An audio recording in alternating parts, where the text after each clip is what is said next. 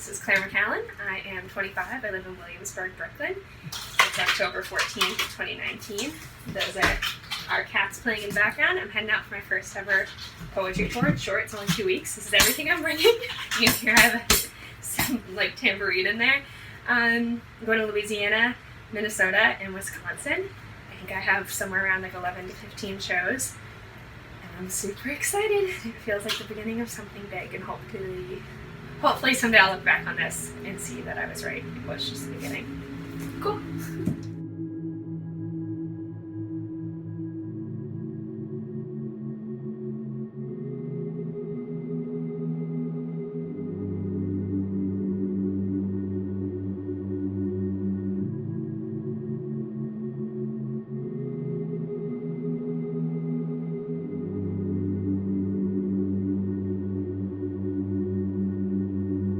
The performing's great, and it's been an avenue to connect with people and meet so many people. I feel like I've gotten to be acquainted with my own church in a way that I wouldn't have been otherwise, because there's been so much traveling, and that's been amazing. And when you're speaking to people in that way, especially with something memorized and performed, so you can hold that eye contact, especially in the more intimate venues, you're really getting to speak to their soul in a kind of special way.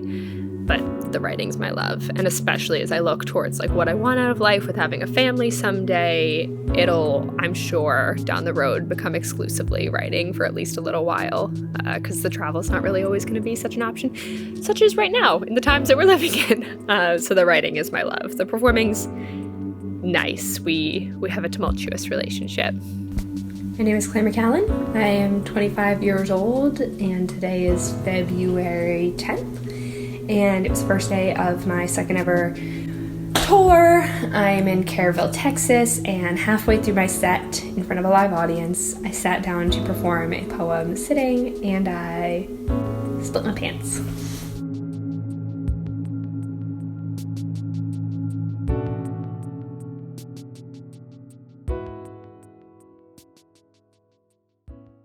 Put your hand on my stomach. Can you feel her? Blessed in holy water and baptized in her mother's blood, my dream sculpted from Adam's rib and Eve's touch. She's kicking. She's sticking to my bones. Her sticks and stones don't hurt, they heal. Can you feel her? When girls my age conceive, they're usually asked, aren't you a little young for a little one? But when I tell people about my dream, my invention, her conception, they say, aren't you getting a little old for such a big dream? Pregnant pause. Explanation, because you're probably wondering if this is some sort of announcement. No, as far as announcements go, this one is cut clean. I'm just announcing that I am going to be the mother of a beautiful dream. Every night as I try to sleep, I can feel her kicking, teething, breathing, dreaming my dream. I've been bleeding for her since I was 13. My dream, she's the greatest manifestation of my femininity. She's strong. Getting stronger every day, holding her breath a little longer. My dream, she looks like me. She has my eyes. She cradles the weight of my lies on her little shoulders. She's made brave by the mistakes of my past. She's bolder. My dream, she is going to be everything I couldn't be. She's going to make me everything I never thought I could be. She looks like me and her father. She looks like me and my father. She looks like me and the father who planted in his soil with a seed in my soul, with a need in my soul, to deliver my dream to creation, to deliver my dream to his nation. People say they care, offering me back alley coat hanger cliffhangers. Like, how you gonna afford this? Why didn't you avoid this? You should use protection, college. You should have known better. Acknowledge you had a spot in the race. What a waste. But I know that my dream, she's the product of love. Because there's nothing more natural or beautiful than a girl bringing a dream into this world, even if she has to dream that dream all alone, even if she has to raise that dream all on her own. We have to teach this to little girls when they're young. We have to help them become the type of women who aren't afraid to dream alone, the type of woman who can raise a dream all on her own. If you should ever have to give the talk to a little girl, if that day should come, I want you to look her in the eyes and say, little one, when a girl loves herself very much, she believes in herself. And that's where dreams come from. I joke because I hope that a belly laugh might shake her right out of me, and with a giggle I could hang another dream on the family tree. But truthfully, I am so scared. Because I've heard the first dream is usually a stillborn. But I tell myself that means my dream will be born still. I will wait until the day she's due, procrastinate to announce the dream who will coronate, reign over my future, crack open my womb, roll away the stone and open the tomb. Oh, little town of Brooklyn. Is there room in the inn? Is there room for one more dream in the city that never sleeps? There's a lot of singers, a lot of musicians, a lot of cooks in Hell's Kitchen. Is there room for one more dream to lay her head? Can these city streets cradle a manger bed? Rockabye baby, you're driving me crazy. Deliver, deliver, deliver. I shiver, wondering what'll happen the day she delivers. Because I only know what she sounds like inside of me. I have no idea what the reality of her outside voice will be. And that terrifies me. She terrifies me.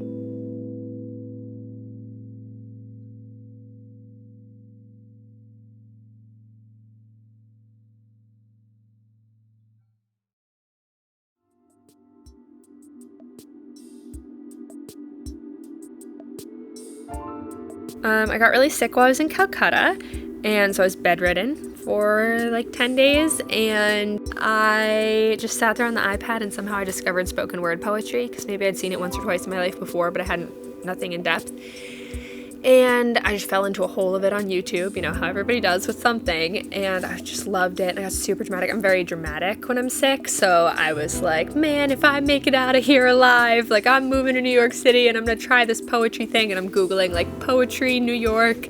Moved to New York, and in March of 2018, started going to the cafe. I did 3 weeks of listening to other poets, and on the 4th week, I believe, I got peer pressured into getting on stage, and it was absolutely terrifying, and also obviously the best thing that ever happened to me.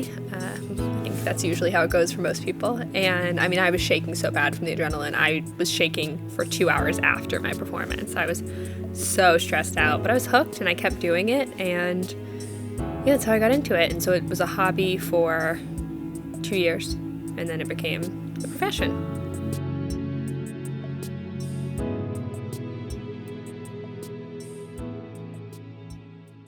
Once upon the New York Times. Well, you already know the story. Girl broke, hair gold, tale as old as Times Square, and pawning off your own hair. It's a choose your own adventure. You could pay your rent, or for English press 1, for Spanish press translate. For one hell of a magic carpet ride you could try to assimilate. Even Aladdin's been going by Al. As of late, you're late for a very important date. It's Rumpelstiltskin's coronation. And the theme is militarization, and the theme is gentrification, and the theme is 101 Dalmatians. It's fashion now to wear your kill. It's fashion now to wear your DeVille. For English, press 1. For help, click your red Nikes twice. Did you hear about the 3 mice? Evicted. Gus just trying to make that cheddar, make his life a little bit better, but he got caught in that Castle to County pipeline. Guess the system really don't give a rat's ass about a rat's ass. And how about the 3 bears? Evicted. Goldilocks done changed the locks. Bears couldn't afford to raise their cubs in the den they grew up in. It was too hard. Their voices were too soft. The injustice was just right. You can huff and puff with all your might, but at the end of the day, they're still gonna blow your house down. Up. This is where you grow up, Peter Pan. This is that skyline that'll always make you feel small. Wonderland, city filled with pretty little princesses born from BQEs. Evil queens that taught them that the best way to express your success is to do some underwater flips. Ariel gotta flash some whatchamacall-its show and tell. It's dark, but it's got magic. For us, it's the magic forest filled with sleepies and grumpies, diamond miners chasing blood money. Everybody's trying to say hi-ho like a kite. Gotta keep it poppin', Mary, because when you're not poppin', it can be a little bit scary. So you take a spoonful of sugar to help the medicine go down under Manhattan Bridge overpass. Looking like a Dumbo every time you try to be fly, but what keeps me alive is knowing that down underneath that bridge there lives a baker and his wife. And every night they rise with the yeast and infectious belief that they are going to be the American dream.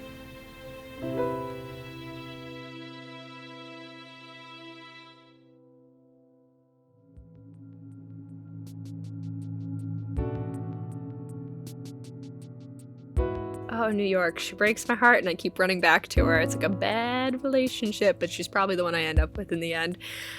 I love New York so much. It is just vibrant and exciting and alive in a way that I haven't really seen any other city be. I mean, it is like another person in your life. It's a big personality. She'll make your day, she'll break your heart, she'll steal all your money and kick you down. Like, it's just so bad. It was hard. I think I would love to go back to New York when I'm more established and more like financially secure. Because after moving out of New York, I can't believe this is how everyone else has been living, like with money in their pocket. The amount of times, when my first job in New York, I worked retail in Midtown, like I was telling you earlier, and for money for food, as the day would go on when I was sweeping up the store, I would pick change off of the ground and pocket it so I could go buy dollar slices. You live in this city where everyone's like, oh my gosh, you must love it. There's Broadway, there's the shops, there's the restaurants. And it's like, yeah, I walk by them sometimes, but I can't experience any of the things in my own city. And it was tough. It's also very secular and can be very hedonistic and a very hard place to be as a young Christian. I had a really hard time, and it'll break your heart because you just see so much human suffering right next to so much greed and excess. And it can be really, really difficult to be there. That said, there's nowhere like it. And it's hard to separate yourself from that whole, if you can make it here, you can make it anywhere. And you want to prove to yourself that you can make it anywhere.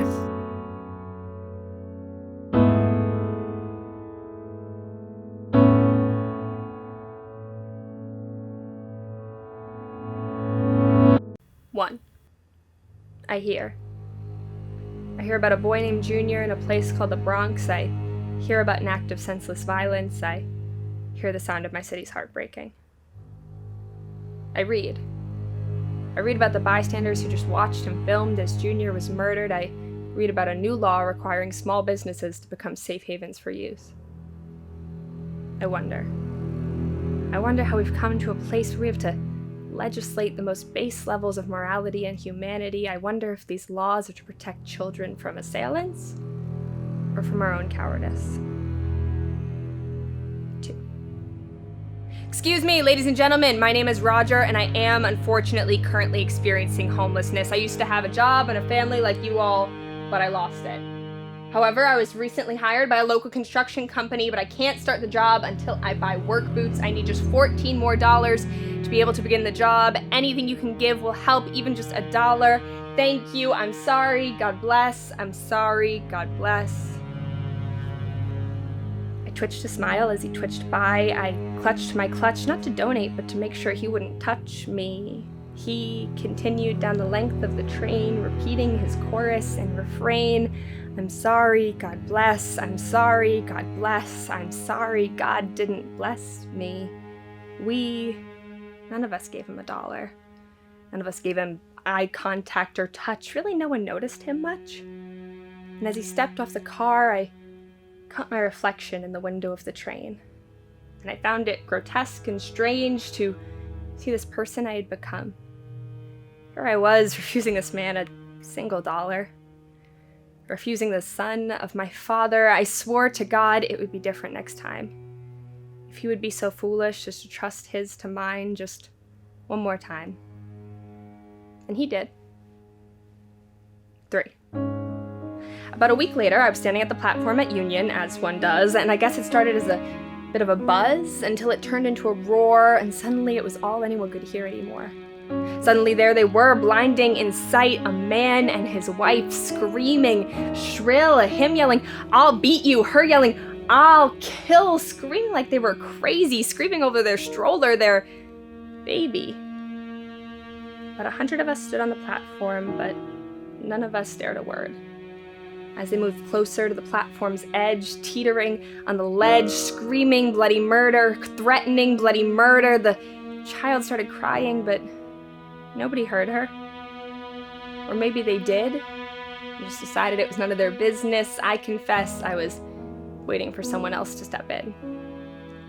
But nobody did, so the couple continued. "I know you cheated," she screams. "I'm gonna slap you in front of all these people." He means it. I get both of their attention and say, "Your baby is so beautiful. What's her name?" Their threats crash like wave in between their responses, staccato like rain, drowning the child between them in praise and pain. "Her name is Skylar. She just turned 1.5. Isn't she gorgeous? Stop touching me. She's so smart for her age. I'll kill you." I get down on my knees to see the world as Skylar sees. Hi, Skylar. What a beautiful name for such a beautiful little girl. I was sure that by now someone else would have stepped in, but I was surprised again as everyone just kept fiddling on their phones. "Skylar, baby, you can leave a message at their tone, because the good people of the L think you can pretty much just go to hell. Unless you're already there." That's when I noticed there were tufts missing from her hair.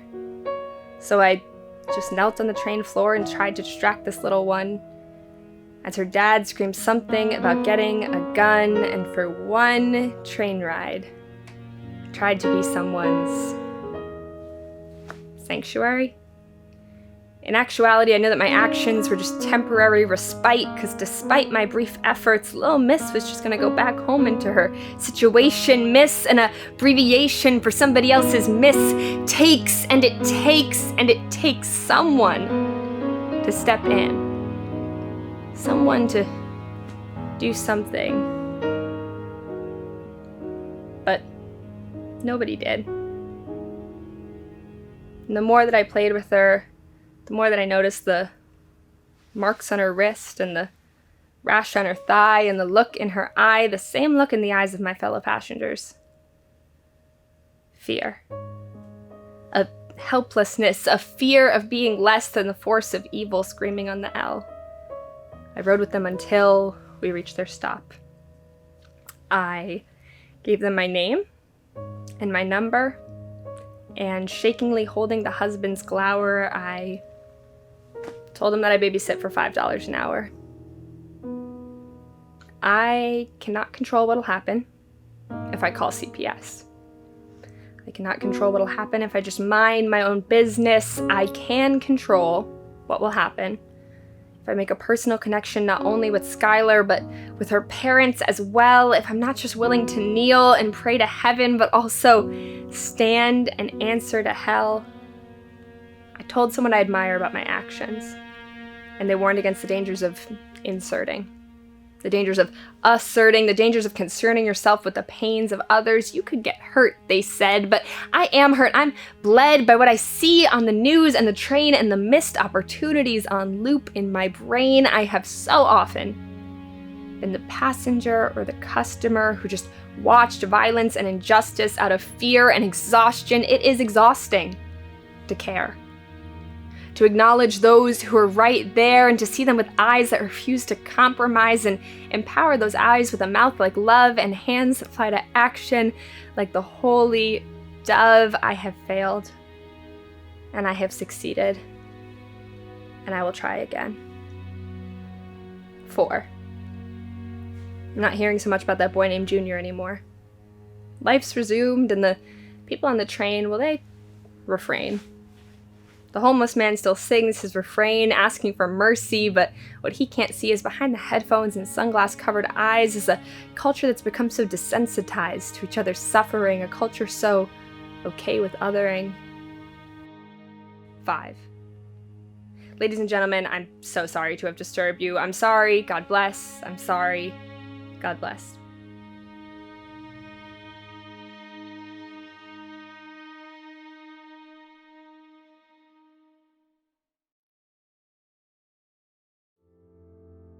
Absolutely wiped out by COVID, and I'm sure a lot of other people did as well. I know they did, and I know that God's taking care of me, so no complaints around.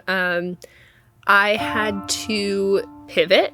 I think that's what it comes down to, who sinks or swims, how well you're able to pivot in the moment. And I pivoted to visual art and prints and things I could sell online, and that worked pretty well for me.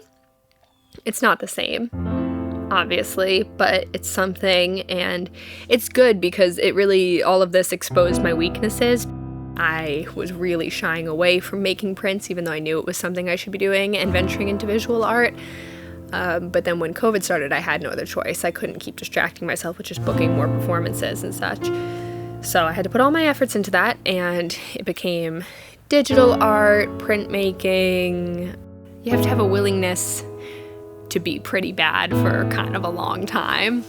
And I think one of the only things that gave me the courage to be openly and blissfully bad at art was actually running. I was training for my first marathon, which also does not come naturally to me at all. I'm not a gifted runner, I'm not very fast, I'm not very strong. All I am is stubborn. You're getting so used to all of these little failures and little successes that it builds the confidence and it empowers you to be okay with little failures and little successes in other parts of your life. So there would be days where I was supposed to run 8 miles and I couldn't. So going home and making a real junk piece of art was like, okay, like, yeah, I've had my little failures, but then I've had my little successes because I sold 80 prints today or something like that. Lots of little failures, little successes, but I can feel myself getting better. Still not what I would describe as like very good, but I know through experience and just being a believer in the gospel, I know like if I give it a God and I keep working hard, like it will get good. It's just gonna take a couple years, of course it is. It was 2 years of nonstop poetry before I was able to go full time. So why would it be different with this?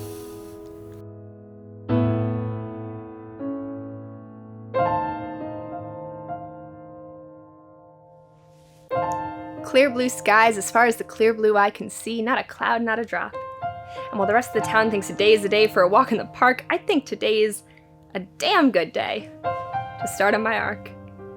Everyone says I'm crazy, that the clouds ain't even a maybe, that the clouds are a no, that the sunshine's a go. They say if there's never been a flood before, why would God have a flood in store?